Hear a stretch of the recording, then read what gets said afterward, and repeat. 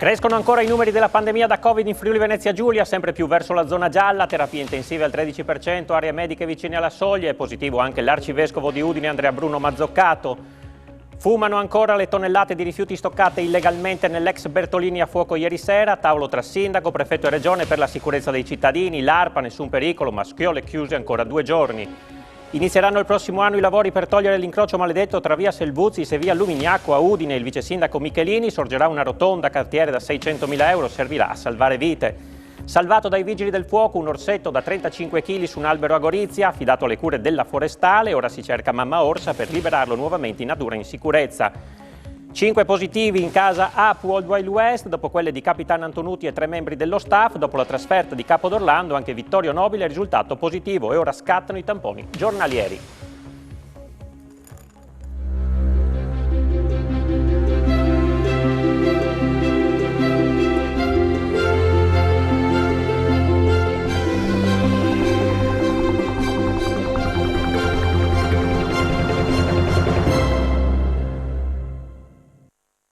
Buonasera e bentrovati all'edizione del nostro telegiornale. Il Friuli Venezia Giulia è sempre più vicino alla zona gialla. Anche se la decisione arriverà venerdì, i dati puntano tutti al passaggio della nostra regione nella prima fascia di rischio. Insieme a noi la provincia di Bolzano. Sempre più vicina la zona gialla per il Friuli Venezia Giulia, che potrebbe essere decretata già venerdì per settimana prossima. Decisivi i dati di questi giorni, che fanno segnare però ancora un netto aumento di positivi e ricoverati, parametri che vengono presi in considerazione dal governo per l'assegnazione della zona gialla. Insieme al Friuli Venezia Giulia anche l'Alto Adige dovrebbe passare in giallo. Nella giornata di oggi nella nostra regione sono stati rilevati 313 casi, 249 da 6.278 tamponi molecolari e 64 da 25.196 test rapidi. Ma i dati che fanno più paura sono quelli legati alle ospedalizzazioni, vero ago della bilancia nel passaggio tra le zone. 25 le persone ricoverate in terapia intensiva, 168 quelle negli altri reparti, 10 più di ieri. 4 invece i morti nelle ultime 24 ore. Il raggiungimento del 15% dei posti letto occupati nelle aree mediche dovrebbe quindi arrivare nei prossimi giorni. Per quanto riguarda le terapie intensive, il Friuli Venezia Giulia è già al 13%, con un trend in crescita. La provincia di Trieste, come indicato dagli studi fatti sul Covid dal CNR, è quella con la più alta incidenza in Italia, circa 620 casi ogni 100.000 abitanti, con Gorizia, 380, al terzo posto nazionale. Mascherina all'aperto, capienza ridotta in cinema, teatri e stadi e massimo 4 persone al tavolo al ristorante. Queste le principali novità in caso di ingresso in zona gialla. La zona gialla per il Friuli Venezia Giulia è ormai dietro l'angolo. Lo sforamento dei 3 parametri, casi, terapie intensive e ricoveri, farà mutare colore alla regione. Che cosa cambierà per popolazione e attività economiche? Rispetto alle regole precedenti, l'introduzione del Green Pass ha allentato le restrizioni, salvi gli spostamenti e nessuna autocertificazione da esibire, così come niente coprifuoco. Tuttavia, ecco la prima novità, la mascherina sarà obbligatoria anche all'aperto. L'altro cambiamento significativo riguarda bar e ristoranti, dove si potrà andare dalla colazione alla cena, ma con massimo 4 persone al tavolo, se non sono conviventi, e distanza di 1 metro. Il rischio è quello che i cenoni di Natale siano compromessi se la limitazione dovesse riguardare quel periodo. Soft le conseguenze per le altre realtà economiche che rimangono aperte, così come resta possibile andare al cinema o a teatro, ma si torna alla capienza al 50%, in palestra e in piscina. In zona gialla, negli stadi e negli impianti sportivi all'aperto, la capienza massima è al 50%, mentre al chiuso scende al 35%. Anche gli impianti sciistici restano funzionanti, ma con capienza dimezzata. Via libera a feste e matrimoni, ovviamente con Green Pass. A chiudere invece saranno le discoteche, che dovranno abbassare le serrande. Nessun problema per gli studenti, tutti regolarmente a scuola, al netto di eventuali quarantene. L'arcivescovo di Udine, Monsignor Andrea Bruno Mazzoccato, è risultato positivo al Covid-19, lo conferma l'arcidiocesi, che rassicura circa le sue condizioni. Il prelato è risultato positivo a un tampone eseguito nella giornata di ieri, ma sta bene. Si sente spossato e suo malgrado ha dovuto sospendere tutte le attività in programma. Ha avviato un trattamento con la cura monoclonale per sollecitare il sistema immunitario. Dovrà rimanere in quarantena fino a che non risulterà negativo al Covid. Circa 500 operatori sanitari assenti dal lavoro e poi la bassa adesione alla campagna vaccinale, il rischio che arriva da Austria, Slovenia ed Est Europa, dove i contagi sono fuori controllo. Questo il mix che ha portato il Friuli Venezia Giulia a un passo dalla zona gialla. Sono circa 500 gli operatori sanitari bloccati in questo momento in Friuli Venezia Giulia. Il dato è emerso durante l'audizione in terza commissione consigliare del vicepresidente della regione Riccardo Riccardi sulla situazione del contagio da SARS-CoV-2 in Friuli Venezia Giulia. La maggioranza, poco meno di 350, sono sospesi per non aver rispettato l'obbligo vaccinale e poco più di 160 perché contagiati dal Covid. Il virus in ogni caso arriva soprattutto da Slovenia, Balcani e Austria, e poi ci sono i cortei e la bassa adesione alla campagna vaccinale. Quello che appare sempre più evidente è il passaggio in zona gialla che potrebbe avvenire con i dati di venerdì. Sicuramente l'andamento della tendenza sia abbastanza chiara, quindi è evidente che la zona gialla, al di là di qualche considerazione che ho ascoltato, dice dobbiamo andare in zona gialla.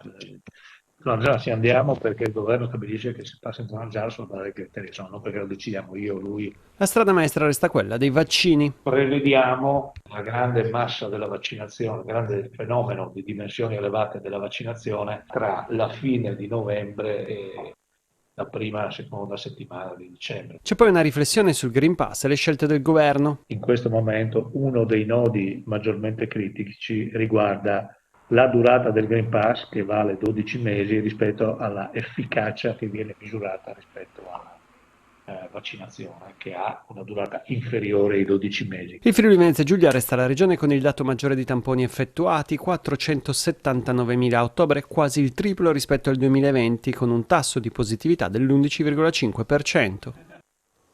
Il questore di Pordenone ha disposto un foglio di via obbligatorio per un anno a un uomo di Prata coinvolto nell'indagine della Procura di Torino per istigazione a delinquere nell'ambito dell'inchiesta sulle chat dei Novax.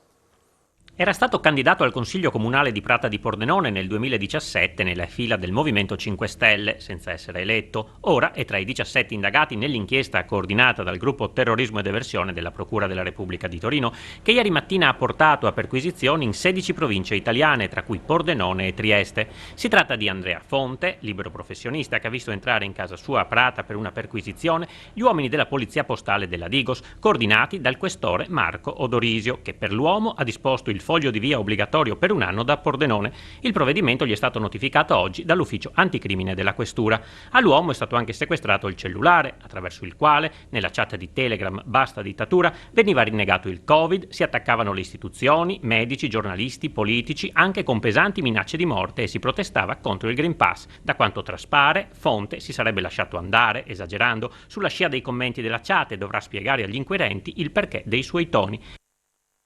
Ci sono anche Novax della provincia di Udine, oltre che di Ravenna, Belluno, Venezia, Torino e Rovigo, nell'elenco dei frequentatori degli studi di Mauro Passarini, il medico di Marina di Ravenna, arrestato mercoledì scorso nell'inchiesta della Procura di Ravenna su alcune decine di Green Pass falsi. L'indicazione è emersa dall'interrogatorio di garanzia del medico, che ha sempre negato di aver ricevuto denaro per la documentazione verde. Ha invece indicato in un guaritore pranoterapeuta di una città veneta la persona che avrebbe fatto il suo nome a diversi Novax del Nord, fra i quali quelli friulani.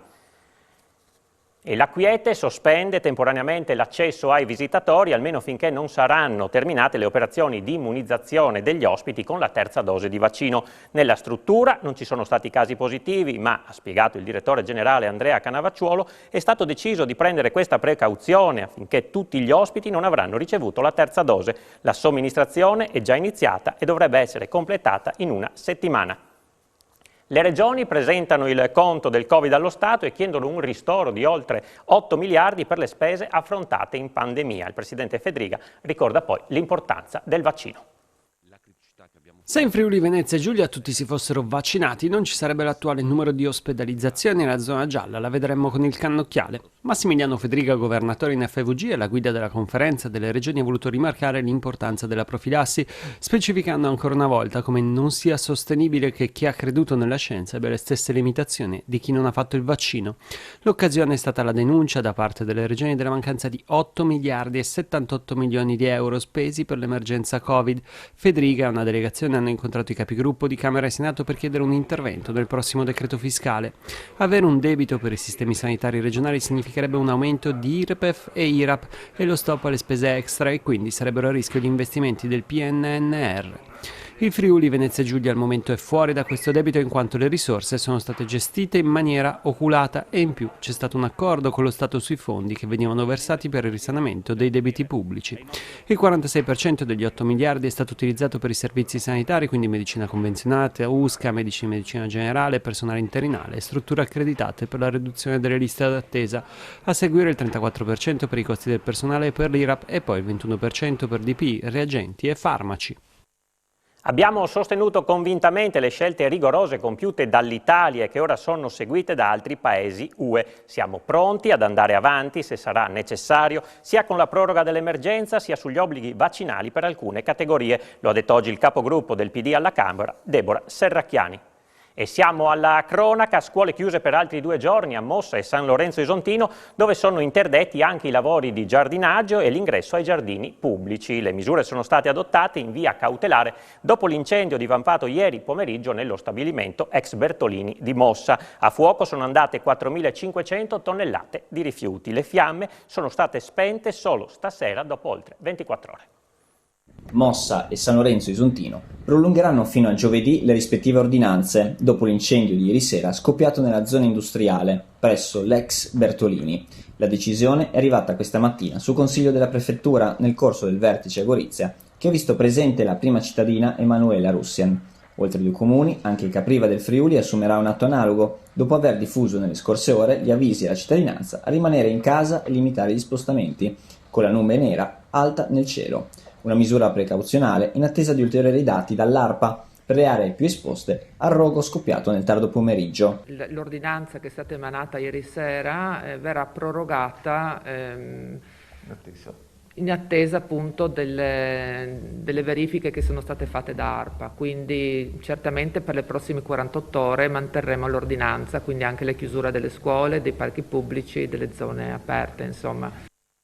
Nuovo ostacolo alla rimozione dei rifiuti all'ex Bertolini di Mossa. Dopo il rogo, l'assessore regionale all'ambiente Scoccimarro spiega che bisognerà fare una nuova gara. Dopo il rogo che ha distrutto l'ex Bertolini di Mossa, si complicano le operazioni per smaltire i rifiuti stipati illegalmente al suo interno. Della questione si sarebbe dovuta occupare la regione, che aveva già pronta una gara d'appalto per affidare il lavoro. Ora che le 4.500 tonnellate di rifiuti plastici sono andate in fumo, tutto sarà da rifare. L'assessore regionale all'ambiente Fabio Scoccimarro spiega perché la regione non è intervenuta prima nello smaltimento. Il materiale era sotto sequestro, confisca da parte della magistratura, quindi non si poteva portare via. Semplicemente adesso, tramite i nostri uffici, qua l'ingegner Canali, avevano predisposto un bando, ma perché è successo nell'ultimo periodo. Ovviamente questo fatto ha complicato il tutto perché adesso va rivista, non si può fare la stessa gara che era prevista prima, ma lo possiamo fare adesso, posto che il materiale è completamente diverso, nel senso che essendo bruciato cambia ovviamente il tipo di rimozione. Voltiamo pagina, né assicurazione né revisione. 5 pulmini per il trasporto scolastico della ditta Tundo sono stati sequestrati dalla polizia stradale di Pordenone. Erano parcheggiati in un'area pubblica all'Interporto. Sanzionata l'azienda leccese, già al centro di numerosi disservizi in regione.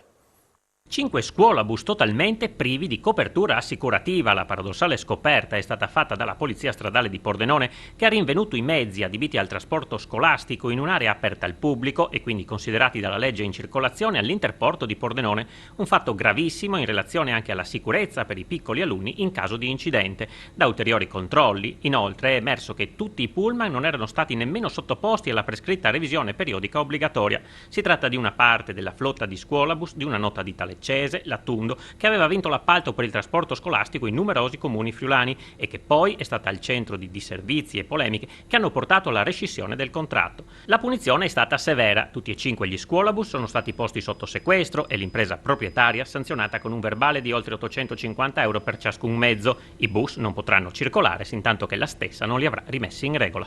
Vicende come questa, mettono in rilievo dalla Stradale, dimostrano che questi controlli hanno molteplici finalità, dalla tutela della sicurezza degli alunni che vengono affidati dalle famiglie al fondamentale servizio di trasporto scolastico, alla regolarità della viabilità stradale fino alla tutela delle imprese di trasporto di persone. È un'insegnante di scuola materna di 39 anni, Giulia Bertolini di San Vito al Tagliamento, la donna morta nello scontro frontale fra due auto avvenuto ieri sera tardi lungo la ex strada provinciale 21 a Fiume Veneto. Lo scontro è avvenuto in un tratto rettilineo e ha coinvolto anche una terza auto, il cui conducente è rimasto illeso. Gravi anche le condizioni del conducente dell'altra vettura, anche se questo non è in pericolo di vita. Incidente stradale tra mezzi pesanti nel tratto compreso tra Sistiana e Liserti in direzione Venezia poco dopo le 11:30 di oggi sul raccordo autostradale. 3 i camion coinvolti, sul posto i vigili del fuoco di Trieste, la polizia stradale, ANAS e i sanitari inviati dalla Sores. Traffico bloccato a lungo, la strada è stata riaperta solo attorno alle 16, nessuno è rimasto ferito. Decorazioni in Austria, contenitori di stupefacenti in Italia, in libera vendita oltre confini, ma vietati da noi, dove soprattutto gli stranieri li usano per farne infusi stupefacenti, li fumano o li masticano per estrarne eroina. Sono i bulbi di papavero essiccati che i narcotrafficanti acquistano in Austria per portarli poi in Italia. A Ugovizza, la polizia frontiera di Tarvisio ha scoperto uno di questi trafficanti di nazionalità indiana che nel baule della sua BMW aveva qualcosa come 35.000 bulbi di papavero, circa 45 kg. L'uomo è stato arrestato, l'auto sequestrata. Adolescenti trasformati in piccoli ladri di Superbike. A Ronchi dei Legionari 2 ragazzini di 14 e 15 anni, dopo aver forzato un lucchetto, hanno rubato una bicicletta del valore di oltre 1.000 euro lasciata dal proprietario davanti casa. L'uomo ha subito dato l'allarme al 112 e nel giro di pochi minuti i carabinieri hanno trovato la bicicletta e rintracciato i ragazzi che sono stati denunciati alla Procura della Repubblica per i minorenni per concorso in furto aggravato. Una singolare prova d'amore è costata a un giovane rumeno una condanna di 13 mesi di reclusione. È stato condannato dal Tribunale di Udine per simulazione di reato. Si ferisce per amore ma rimedia una condanna di 13 mesi di reclusione per simulazione di reato. È la bizzarra vicenda accaduta a un ragazzo rumeno di 24 anni, residente a Osoppo, condannato oggi dal Tribunale di Udine con la sospensione condizionale. Nel marzo del 2018 il giovane si era presentato al pronto soccorso di Tolmezzo con una ferita al braccio causata da un coltello. I sanitari hanno chiamato i carabinieri e a loro il giovane ha raccontato di essere stato aggredito mentre tornava a casa. Peccato che l'occhio elettronico di una telecamera ha poi dimostrato che nessuno gli si era avventato contro. Durante il processo è venuta fuori la verità. Si era ferito da solo per fare colpo sull'amata, una sua connazionale. Sono accusati di 4 truffe per un totale di 163.000 euro, chiede per 6 nomadi una condanna, il PM chiede per una condanna a 6 nomadi a 11 mesi e a 11 anni e 8 mesi di reclusione complessivi. 11 anni e 8 mesi di reclusione complessivi è la pena chiesta al giudice Nicolò Gianesini del Tribunale di Udine dalla pubblica accusa nei confronti di 6 nomadi, 4 uomini e 2 donne accusati di truffa. 4 gli episodi di cui gli imputati, tutti residenti nell'Interland udinese, si sarebbero resi responsabili. 3 sono accusati di aver sottratto 9 orologi Rolex del valore di 120.000 euro a un gioielliere, 4 di aver intascato 27.000 e 5.500 euro da 2 persone interessate a comprare oggetti d'oro e 2 di aver truffato una persona con il sistema del cambio valuta. In tutti i casi avrebbero invitato la vittima in un appartamento e si sarebbero fatti consegnare il denaro e i preziosi per poi dileguarsi con una scusa. La sentenza è attesa per fine novembre. L'incrocio maledetto tra le vie Gonars-Selvuzis e Lumignacco, spesso teatro di incidenti stradali, sarà eliminato. Lo ha deciso la Giunta Comunale di Udine che con un intervento di 600.000 euro modificherà la viabilità per mettere in sicurezza anche ciclisti e pedoni. In giunta lo ha definito incrocio maledetto perché da anni teatro di incidenti. Il vice sindaco Loris Michelini ha annunciato lo stravolgimento della viabilità tra via Gonars, via Selvuzis e via Lumignacco con un investimento di 600.000 euro. Siamo al progetto definitivo, andremo a gara nei prossimi mesi, verrà realizzato i primi mesi del prossimo anno. Oggi la Giunta ha anche approvato il rinnovo della convenzione con il sistema sosta e mobilità. Ora la nuova convenzione prevede un nuovo piano di investimenti che ammonta a 8 milioni di euro, che riguarda strutture che hanno bisogno di un intervento a breve, insomma, da parte della società di gestione. Il primo sarà sicuramente il parcheggio di Piazza Venerio, il parcheggio che si trova nel retro della stazione con la rimozione della struttura e la creazione in via del Vascello di un parcheggio a raso, depositi per biciclette, soprattutto biciclette elettriche con la creazione anche di colonnine all'interno degli stessi, la risistemazione dell'area esterna a Villa Toppani. E scontro tra Movimento 5 Stelle e il sindaco di Udine Pietro Fontanini sul reddito di cittadinanza. I pentastellati hanno fatto chiarezza su percettori e progetti utili alla collettività.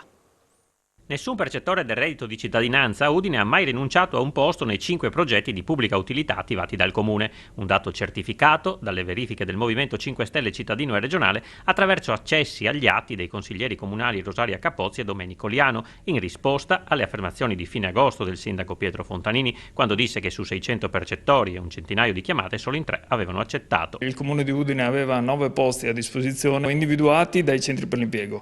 Mancavano i 9 da individuare dei servizi sociali di Udine, che fino al 4 di novembre praticamente non avevano ancora individuato nessuna persona, non avevano registrato rifiuti, per cui evidentemente non erano state chiamate queste persone. Successivamente sono state individuate 3 persone dai servizi sociali. Uno di questi ha trovato lavoro, contratto a tempo indeterminato proprio nel Comune di Udine. A porre l'accento sull'utilità della misura sono stati anche il senatore Marco Pellegrino, componente della Commissione Bilancio, e la deputata Sabrina De Carlo, che hanno evidenziato come se qualcuno si fosse rifiutato di accedere ai PUC sarebbe stato segnalato perdendo il reddito.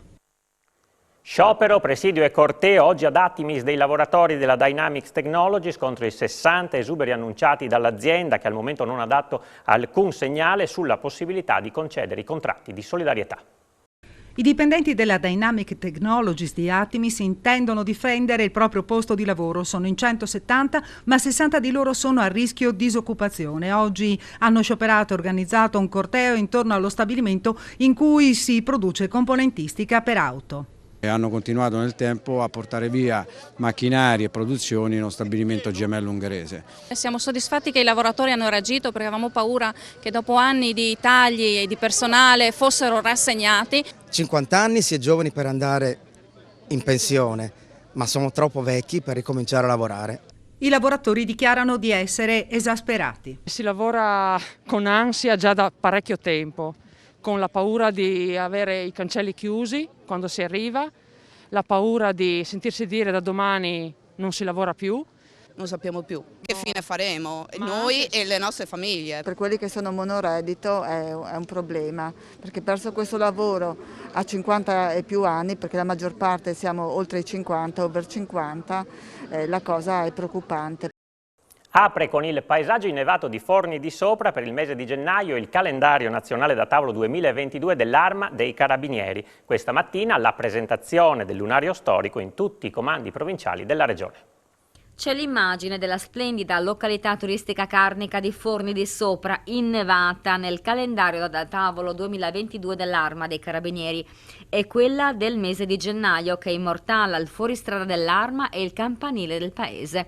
Il lunario storico è stato presentato questa mattina in tutti i comandi dell'Arma del Friuli Venezia Giulia, Udine, Pordenone, Gorizia e Trieste, distribuito in Italia ormai in 1.200.000 copie e incentrato in particolare sui rapporti interpersonali, sempre più stretti tra i militari, le loro famiglie e la cittadinanza. Il tutore dell'ordine, ripreso nei 12 mesi in sfumati quadri ad acquarello, si affianca all'agenda storica. Il calendario è stato realizzato dal maestro Sandro Chia e dallo scrittore Carlo Lucarelli. Racconta anche dell'impegno dei militari nelle sciagure del terremoto, che con drammatica cadenza segna anche la storia della nostra regione. Anche l'ospedale di Udine aderisce alla giornata mondiale dei bambini nati prematuri. Il reparto è sempre rimasto aperto a mamme e papà anche durante l'emergenza Covid per favorire la ripresa dei piccolissimi. Siamo con la dottoressa Carla Pittini domani per la giornata dei bambini che nascono prematuri. Ricordiamo a noi e a tutti che un bambino su 10 nasce prematuro e che ha bisogno di cure speciali. Il nostro reparto storicamente è sempre stato un reparto aperto alle famiglie, messo però a dura prova ovviamente dall'esperienza del Covid. Il legame con mamma e papà e con la famiglia poi è fondamentale da subito per consentire di ridurre le complicanze. La viability, cioè la possibilità di sopravvivere di un neonato, è riconosciuta a livello nazionale, internazionale, attorno alle 23 settimane di vita. Questo non significa che bambini di bassa età gestazionali non vadano incontro a complicanze importanti e non significa che non abbiano un percorso complesso, molto complesso. Negli ultimi anni, negli ultimi decenni, le gravidanze arrivano in età più tarda. Senz'altro l'età avanzata ha aumentato l'incidenza della prematurità. Un orsetto di 35 kg è stato salvato la scorsa notte a Gorizia. Si era arrampicato su un albero vicino alle abitazioni dietro al castello. Delicate le operazioni eseguite da pompieri e forestali. Vediamo. Magari non sarà stato proprio l'amato Bubu dei cartoni animati, ma per un piccolo orsetto friulano sono andate decisamente male le prime prove d'autonomia. Ieri sera si è arrampicato su un albero in via Garzarolli a Gorizia, alle spalle del castello in direzione della Slovenia. I problemi sono cominciati quando si è trattato di scendere, perché il povero orsacchiotto, con i suoi 35 kg di peso, non riusciva più a tornare a terra. Se ne sono accorti alcuni passanti che hanno visto strani movimenti tra le fronde. Nessun gatto, nessun uccello, ma strani e grandi impauriti occhioni di un orsacchiotto. I passanti hanno subito chiamato i vigili del fuoco, operazioni non proprio semplicissime perché l'autoscala, che avrebbe risolto tutti i problemi, era impegnata nelle operazioni di spegnimento a mossa. Alla fine i pompieri sono comunque riusciti a raggiungere il piccolo orsacchiotto, che ancora spaventato è stato portato in salvo e affidato al personale della forestale in attesa di poterlo rimettere in libertà per raggiungere mamma orsa. E come di consueto l'appuntamento al termine del nostro CG serale è con Sport FVG, che oggi si occuperà dell'emergenza Covid in casa APU, che ha indotto la società a scegliere di sottoporre il gruppo squadra a tamponi giornalieri e non più settimanali. Si parlerà poi di Udinese, con le ultime dal quartier generale bianconero in vista del posticipo contro il Torino. Quindi la notizia della nomina del presidente regionale della Lega Nazionale Dilettanti, Hermes Canciani, a vicecommissario nazionale. Infine, per il calcio a 5, 2 squadre pordenonesi sono al comando della classifica del girone C di Serie B. Era questa l'ultima notizia per stasera, grazie per essere stati con noi, buon proseguimento in compagnia dei programmi di Telefriuli.